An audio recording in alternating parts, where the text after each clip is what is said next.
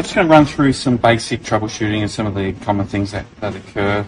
On occasion you might see call service on the front screen instead of machine is ready. That generally means that there is an issue with your payment systems.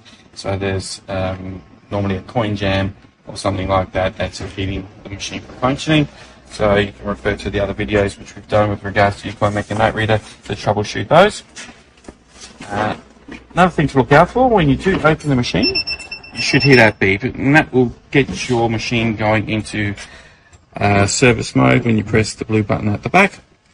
But if that beep doesn't occur, then it's most likely your door switch which may be faulty, and again that will stop you being able to get into the menu and you need that functioning. So door switch is just down there. So check the cables are in there properly, and you can adjust it by closing it and opening it up again. The other thing that may occur, machine may say use correct change only. That is simply coin mech not having enough coins within it to give the change that's required. So again, refer to the coin mech menu, video with regards to how to check your coin levels and ensure that that is filled, but that would almost always be a coin mech issue. The other thing that may occur is your it may come up with cash only on your cashless system. In this case, the NIAX unit.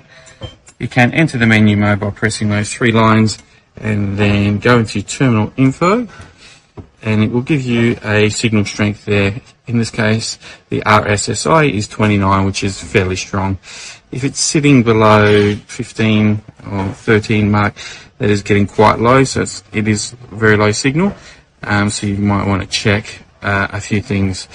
If it is extremely high at 99, then normally that means that there is an issue where the antenna isn't functioning or some other issue with signal. So first thing to do, make sure that the antenna is in a good position at the top of the machine. Sometimes the antenna might be on the inside of the unit. You do want that on the outside up top there to ensure it's getting maximum signal.